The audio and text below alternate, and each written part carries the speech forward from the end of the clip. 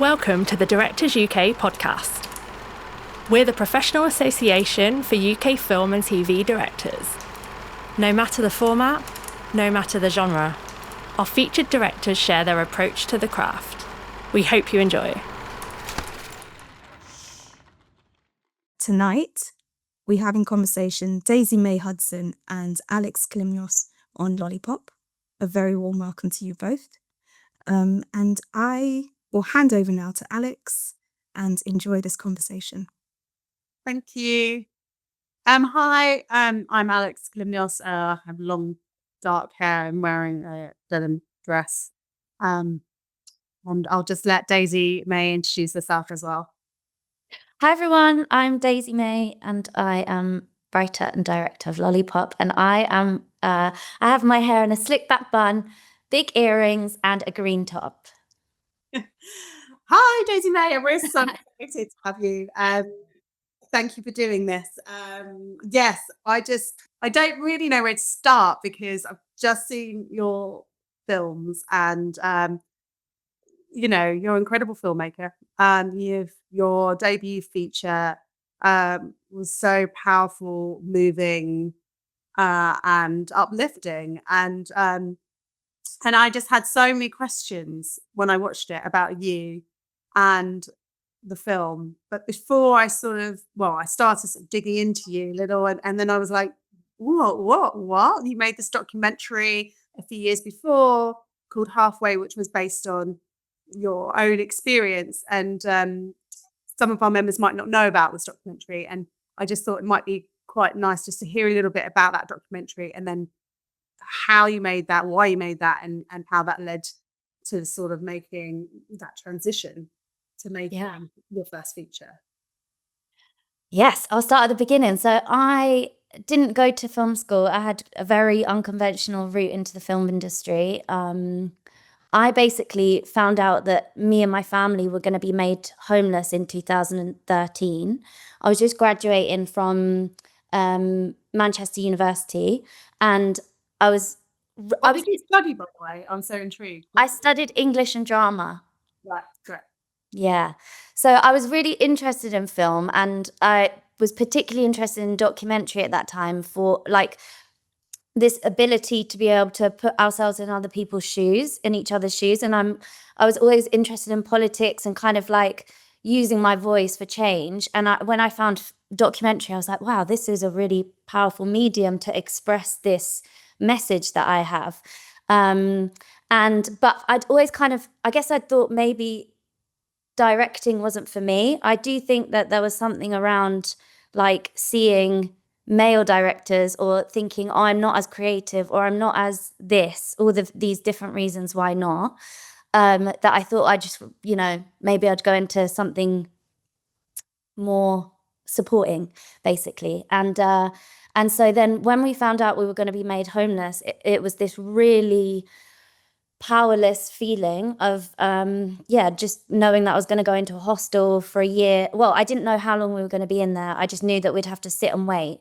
And I'm like a really proactive person, and the thought of just sitting and waiting for my fate to be decided just felt awful. And it was at a time where no one really knew about hidden homelessness, and there was people knew about people living on the street, but not that there were lots of families that were living in hostels or B&Bs. So yeah, I was at the pub one day with my friend having a little cry, and she was like, why don't you just film it? And I owe her big time for that little seed.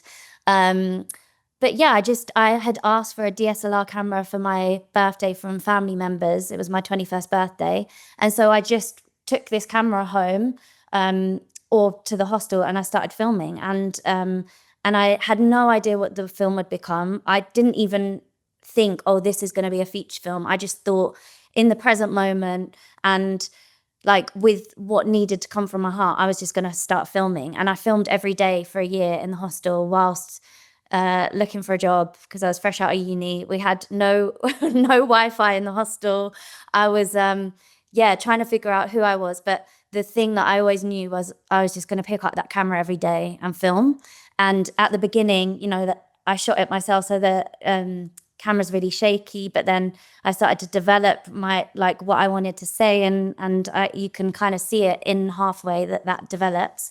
And yeah, when we got rehoused, I basically brought on two of my friends, or three of my friends at the time, to become producers, and we ended up crowdfunding £10,500 on Indiegogo.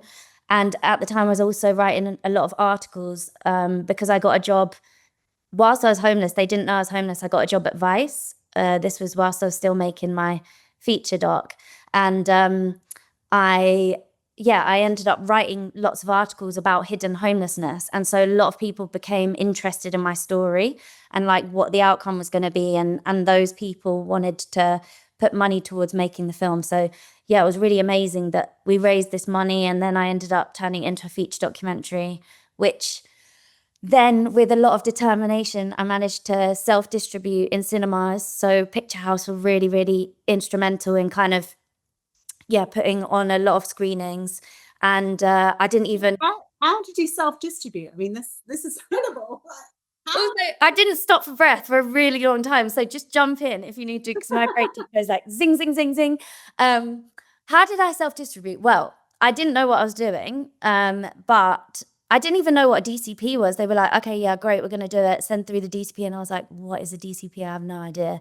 But and also we gave away like our premiere, all of this stuff that you learn with hindsight, like don't give away your international premiere, don't give away your UK premiere until like it's a festival that you really like love and know, or and we ended up playing at a tiny, tiny festival, which meant that we couldn't get it into like other documentary festivals.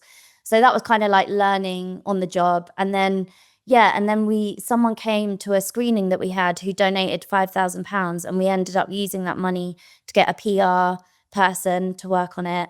And then through that, we got loads of really beautiful, interested and supportive media. And then, I guess self-distribution, I was like knocking on the doors of a lot of different distributors, or the people that I was just like finding online, and it just wasn't happening. And then I ended up going to Sheffield Documentary Festival, and I like beelined for someone that I knew that might be able to make a connection for me. And I just kept chatting and was probably a little bit annoying. And in the end, he was like, okay, I'll set you up for a coffee with Chris from Picture House.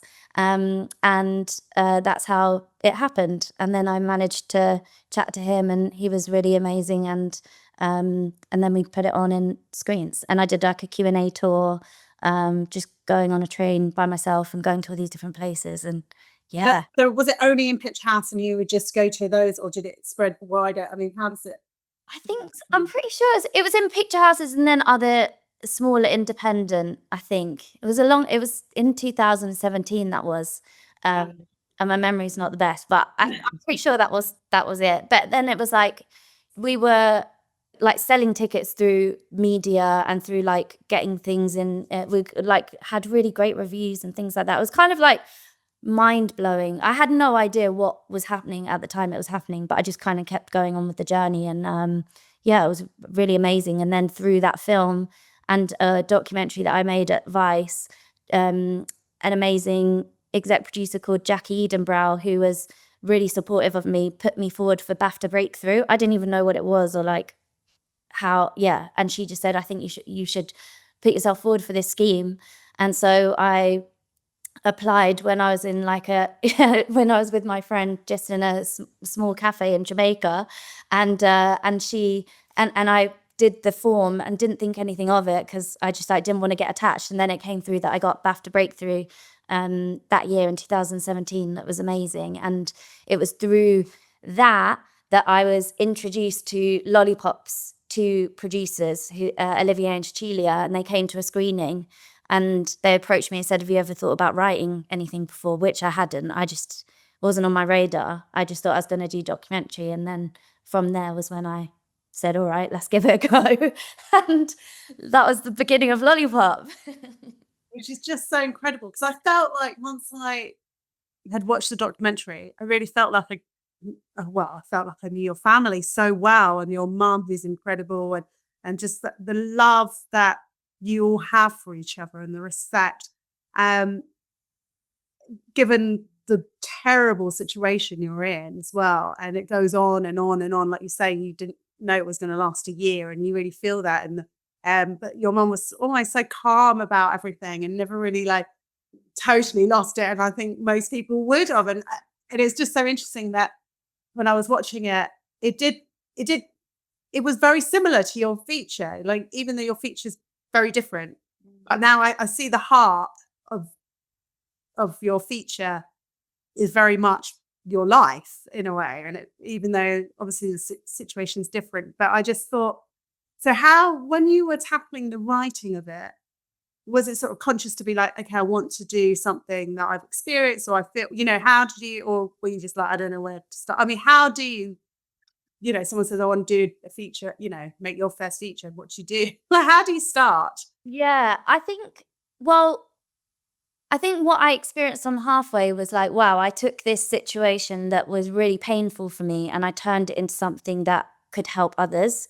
And that was just like electrifying for me, because it means like nothing is ever wasted. Whatever we go through, whatever we're affected by, we can really use our creativity and storytelling to turn it into something for some, whether it's for more healing for me or for others. And there was like this one screening for Halfway that happened where at the end, all of these single mums got up and they were like air punching and clapping. And they came up to me and they said like, this is the first time that I felt truly seen. And that for me was like fire in my belly of like, what an amazing feeling that you can allow people to feel so deeply seen that something comes alive in them.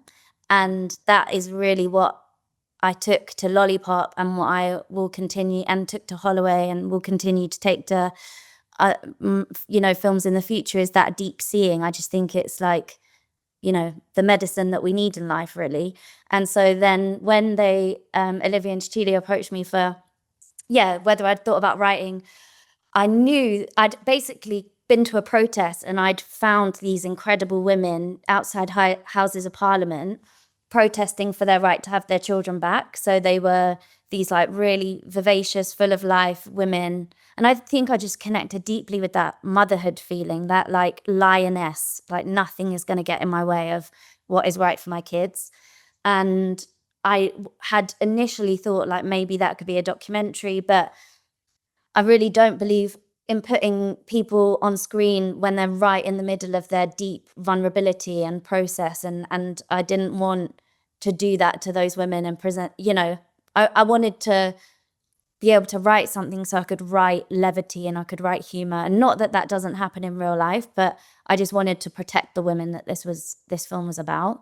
And so, I guess it was also resonating with different parts of my own story and my own ancestral history. Like there's stories in my lineage of women and children being separated, and that connected with me so deeply. And I think I always write from like my whole soul, is what I've learned, is like I write from every layer of my being, not just one part. And so when I started writing, I knew like, okay, well, this is the focus. But I was like Googling like how to write a film.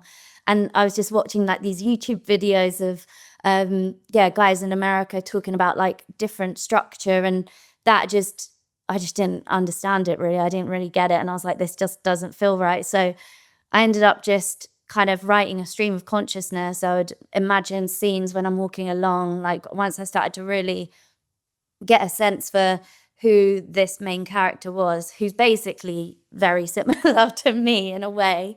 In I guess like in embodiment maybe. I just started kind of imagining different things and writing that down. And I worked with Olivia and Cecilia, who were the most incredibly supportive producers that just like wrapped me in love and allowed me constantly to be even more of myself, and like helped me, reflect back and shape it and ask great questions and help me to find focus and tell me, I've always like overwritten. When I did my dissertation at uni, I wrote like 30,000 words and I was only meant to write 12. And like, I ended up in the first treatment of Lollipop writing like 180 pages. They were like, right, we need to cut this down. So I always think like go big, and then you can really carve it down like a piece of clay, and you start chopping away. So I did that, and then I worked, because I come from a documentary background and like real people are my inspiration. I really did a lot of research, like speaking to at different stages, but like spoke to women that supported women coming out of prison, and really finding those well-observed details. I think that's what, for me, what makes a good film, or just like that deep seeing, is when you can watch something and go, oh my gosh, I recognize that, or like I know that. And because I think that connects with the heart. And so, yeah, and then I had this amazing lived experience advisor who's now become like a real close friend and sister to me, who had her children removed and she ended up getting them back. But she was very, very generous, chatting to me when I was writing about how it felt. And like, really, I realized that I write from, and I guess that I tell films from the heart and from the body. It's not from the mind. And I think that's like, I work from feelings. And when I'm working with actors, I work from the body and feelings. And she was really generous in talking about how everything felt. And that's what I could kind of write into it. And then I spoke to like judges, high court judges, social workers, housing officers, because it was so important for me that every single person within the system never felt blamed, but they felt that they were truly represented. Because I think, you know, even in interpersonal relationships, if someone blames you for something, or if I'm blamed, like, I know that I can get my guard can go up. But if someone has a curiosity and says like, this is truth, I can engage in a really connecting conversation. And I think that's what I really wanted to do with Lollipop, is this film isn't about blame, but it's saying like, this is the system and are we happy with it? And, you know, the film's come out and we've had those conversations where everyone feels like this is true and this is representative, and therefore, you know, a judge can speak to a woman that has lived experience, that can speak to a housing officer, and we can all come together and start to really, you know, make, I guess, like vision something else. That's what I'm always interested in, is like, how can we hold a vision for something else? I don't have all the answers, but I do know something can be different. And so, yeah, that was an important part of the process. I mean, it's such a powerful film in terms of, well, just everything you've just mentioned, but also just the performances have just felt so raw and real, and the people felt, you know, extremely real. And I suggest, well, I believe you used quite a lot of non-actors. So I'm kind of interested to hear your process in casting it, and then once you did cast, how you shaped them and workshopped and rehearsed with them to get the performances you did. Yeah, so I always knew that I wanted to cast from lived experience backgrounds. But I was also like, I had the script, and even though I knew that Molly was a bit like me, I really wanted to stay completely open with the script and who was going to come through the door. Because I've heard stories of like people having really, really set ideas of what someone needs to be, and then you could spend months looking for that person. They might never come. And I feel that, like life, the more open you can be, the more brilliantly surprised you can be. And so I just kind of stayed really open. And Lucy Pardy was our casting director, who was just amazing, because she really like deeply cares about everyone she meets and speaks to. And she really, got what we were trying to do. So she had said for a while that she had her eye on someone that she'd like to put forward, and that was Posey Sterling, who she'd seen in, I think, a couple of theatre performances and then a short film that she'd done with Clean Break that was online. And she sent it to me, and I was just like, oh my gosh, this woman is incredible. And I got goosebumps watching her. And then she was the first person that we saw for Molly. And when she walked in, I was just like, you know, I couldn't believe that the person that I'd written on the page basically was walking through the door. Obviously, they are so different in person, but in a way, but there's so much of Molly that Posey embodies, this kind of like incredible humor and like love for life, and to be able to see the good in everything, and very, very like present in her body, and like, fun and fizzy, and I just loved that. And so as soon as she walked through the door, I was just like, and she always tells a story where she was like trying to hold her own, and she was like, when you walk in there, don't talk about the moon, Posey, don't talk about the moon. And I was sitting in the room being like, pretend you know what you're doing, pretend you know what you're doing. So we were both on each side of the door having these like moments, and we walked in and it was just like all the words melted away, and we just totally understood each other, and we spoke like we have this shorthand of being able to communicate, and yeah, it was just magic. And she spoke about the moon, and I was like, yes, I know about that. And so yeah, it was just a beautiful process that we kept kind of growing with throughout the in-person castings. And then for Amina, Who was just incredible. Like, what an incredible find. I mean, her warmth and like just sizzled off the screen, and she just, and it was so refreshing to see a character like that on the screen, especially in this type of movie, because often you don't. And those people exist all the time in real life. You have those people that are pure joy and can brighten any room. And you really got it with her. She was just amazing. I loved her so much. Tell me about how you found her. She was incredible. thank you for that, because she is like a full ray of sunshine, and that was her first time ever acting. She's never acted before, and she, in Lollipop, her daughter plays Maya, so her real daughter plays her what would I say? Pretend daughter. And yeah, we found her because basically Lucy had cast Rox and found Kosa Ali, who was an incredible representation, an incredible character. And I think the Somali community felt really properly represented for one of the first times on screen. And Idil, who plays Amina, said she went and saw that film and was just like, wow, this is that deep seeing that I was talking about. Like, wow, this is, yeah, I feel seen. And so Lucy put the word out around kind of community centres and community groups. And Idil, actually, one of her friends, she was working at a community centre or a women's community centre at the time.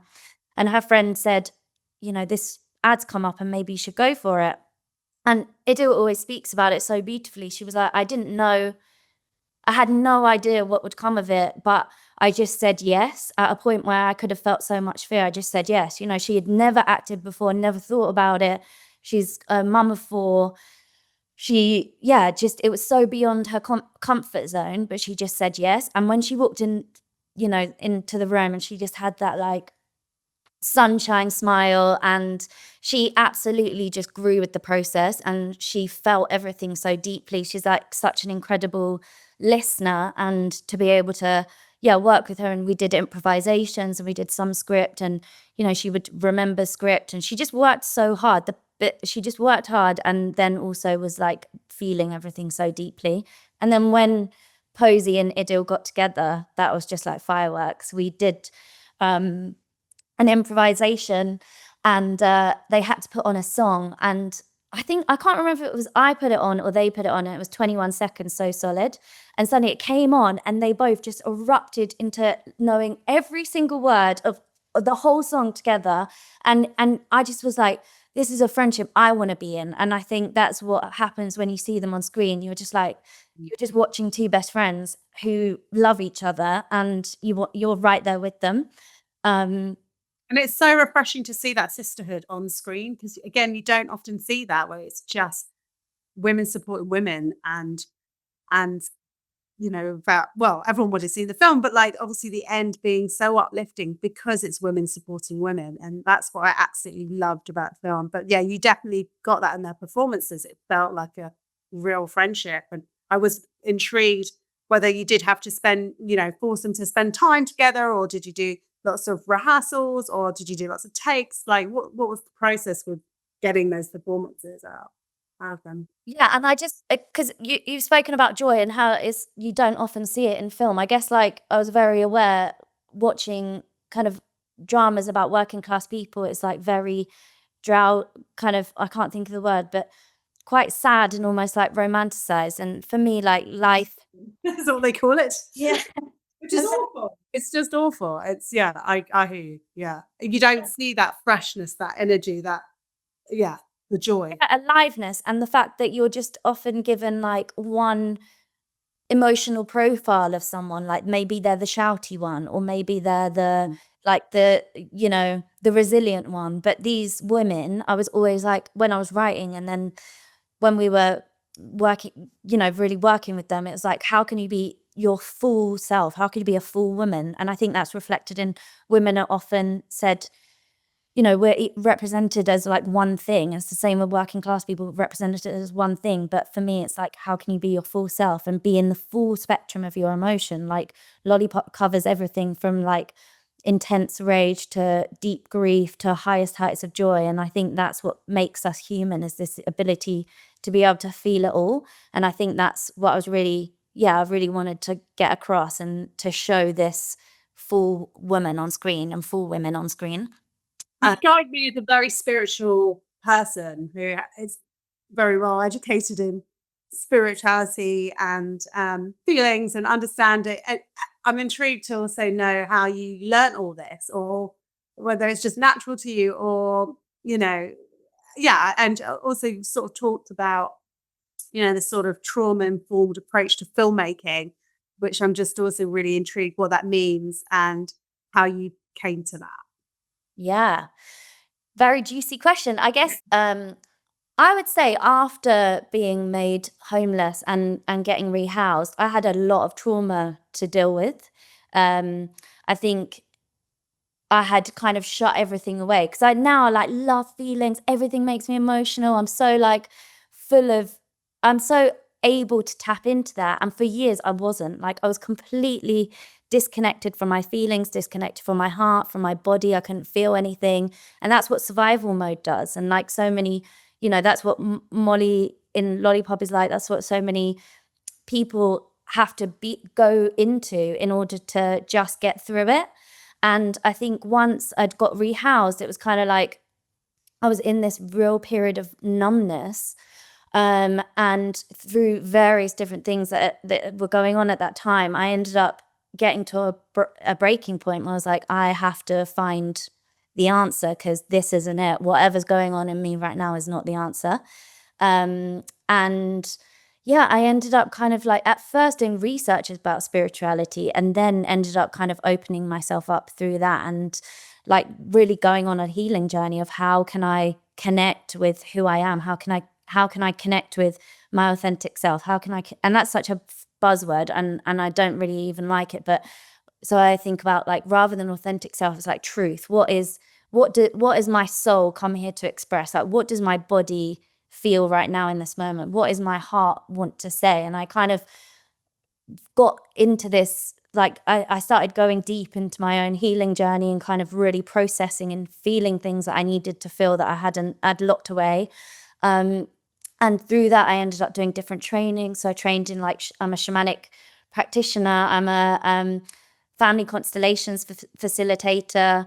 I do loads of different, I work with land, and I work with I hold women's retreats, I hold women's circles. I am training in somatic trauma processing, and I feel a zillion times better. Like, not only has it allowed me to be even more of myself, but it's like allowed me to love myself and love life through going into this journey. And I think I used to not know how does my healing work, or this kind of shamanic part of me, exist with film. And I used to keep them so separate and be like, I can't talk about my healing work in film. And when I was in my healing work, I was like, I can't talk that I'm a filmmaker. And it was like this fear of being seen, I guess, as like all of it. And as I think once going into Lollipop, I really started to understand like how creativity and spirituality dance, and how holding, when trauma-informed way of working, which I'll go on to explain, for me is ultimately about treating everyone as sacred, treating life as sacred, treating like the creative process as sacred, not getting attached to outcomes, surrendering, and know that you're co-creating with something far greater than yourself. And actually that process allowed me to have a lovely experience. And that doesn't mean it's easy, but it means that I really felt it, and it felt true, and it was about the present moment. And yeah, I realized how overlapping these two practices are. Like they're That's an incredible gift to be able to do, because I feel like as directors we're often so obsessed with the outcome, not necessarily is it going to be, win BAFTAs, but more, is this going to be good? Like, am I going to get the performance? Am I going to get the tape so I can make my day? We're so sort of focused on, getting something. It's really interesting how you can let that go. I mean, what does that mean in practice? Are you sort of watching a tape and going, I don't worry about it, we'll just move on? I'm like, what does that mean? If you're not focused on the outcome, I'm just intrigued. No, I think it's more like, how would I describe it? It's, for me, it's everything that I do is rooted in purpose. Like, why am I making this choice? Why am I telling this story? Why am I showing up? Why does the production design look like that? Why is it important to work with in a trauma-informed way? Like, all of those questions are always rooted in my reason to live, which is like, I want to allow people to feel seen. I want people to connect with their hearts. I want people to feel their feelings, like when people watch Lollipop. It's not funny, it's beautiful, but like it makes me laugh in a way, like how deeply people feel it. And I'm like, yes, this is what it is. It's not, for me, filmmaking isn't of the mind and of the eye in a way. And I think it's been like that for so long. And for me, filmmaking is like a transformative experience that can connect people to their feelings. And I've seen it happen time and time again in Q&As. And yeah, just to go back to that, like, surrender, I guess, there's so much. The idea that we can control anything is bizarre. Like, we just can't. I know from my own journey, like, the tighter I've held on something, the less control I have. Like and I find like film is a mirror for life. And I realize, and the gift and the beauty is, the more that I can let go, the more space it makes for being surprised, miracles, like, beauty to come through. If I've got like such a predetermined version of that, where is the creativity? It's like it happens in the space in between. And so, so much craziness happened on set, like every day, like locations falling through, kids being ill. How long did you have to shoot? Like 25 days.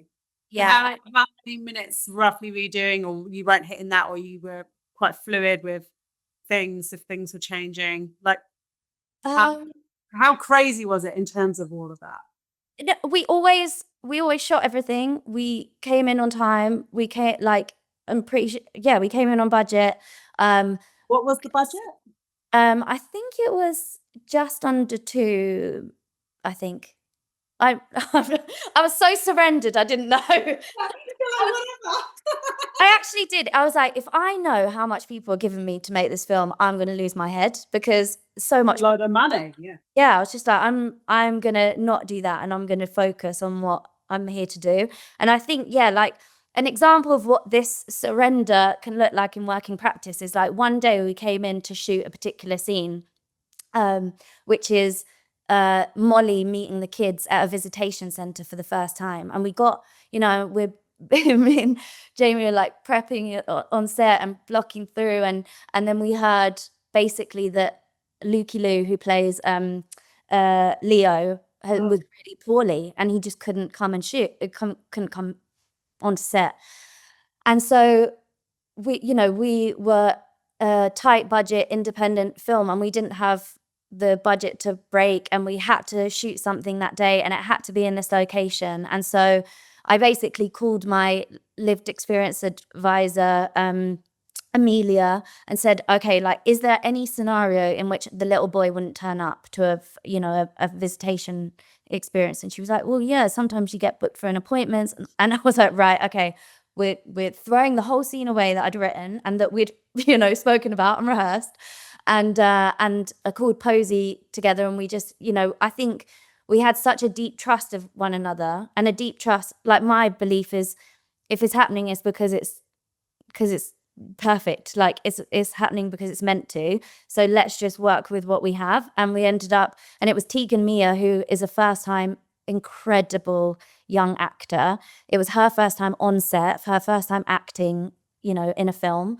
And everything she'd learned, we had to throw away, and we just improvised this scene. You know, So brilliant. It's so brilliant. You couldn't tell, like, I mean, it feels very real, but you couldn't tell that you've just made it up on the day. Like, well, yeah, that was amazing, and it was their ability to like improvise, and the crew just trusting the process, you know, and then it actually made, when Leo does arrive, which is the scene after, it made that scene even better. That scene wasn't written like that, but because he wasn't present for the scene before. So that's what I mean by like just allowing, rather than I could have resisted and been like, no way, we've got to do this scene. Like, it's my way or the highway. But how can I open up, and how can I collaborate, and how can I allow space to be surprised by what is right happening in front of me in the present moment? And I think I just carried that through all the different experiences that we went, like locations dropping, or, you know, yeah, all this different fun stuff. But I think it's that I always knew why we're making it, which is for the women. And I always knew that in the end it was going to be all right, and just went with the flow. amazing. I knew this time would come where I'd be like, oh, I want to talk to you for ages. So I think I really got time for one more question. And I guess my question would be, what are you doing now? What are you working on? Yeah, next. Well, straight after Lollipop, I ended up getting another feature script into development with Eva and BBC Films, which is amazing. Same producers from Lollipop. So yeah, I'm writing. I did actually take a bit of a break because I realized, like, I was exhausted. The energy that it takes to hold to make a film is wild. And then to go straight into the next one, I was like, I just need to rest. But I also made a feature documentary co-directed called Holloway. It was kind of at the same time, or weaving in and out of times, as making Lollipop. So in June, Holloway and Lollipop came out in cinemas, which was probably why I needed the rest, but it was an amazing experience. And so, yeah, now I feel like I've had some time away, and I'm going back to writing, particularly the research phase. And I'm also... Do you know what it's about yet, or are you still figuring it out? No, I do. That's secret. It's a secret.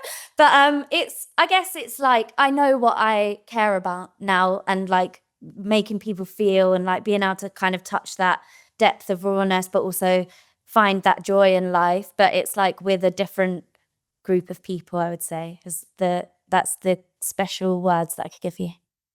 Oh. Wow. Wow. I mean, you know, you're an inspiration, really. Like, thank you so much for your insight and your approach to filmmaking, especially from your spirituality approach and your trauma-informed approach to filmmaking, which I just love that phrase. And congratulations on making such a powerful film. It was beautiful and uplifting and emotional, and had me in tears. That court scene, oh my God, I was crying my eyes out at the end. And I'm gutted we didn't have enough time to go into the depths of, like, We need a 5-hour session. We're going to go deep. Yeah, with all your HODs, I wanted to find out so much more. But yes, you know, congratulations. Thank you so much. It's been lovely. Thank you. Thank you. This podcast was recorded at a Directors UK member event. You can hear plenty more directors in conversation by subscribing on the usual streaming platforms. Follow us on social media and find out more about us at directors.uk.com.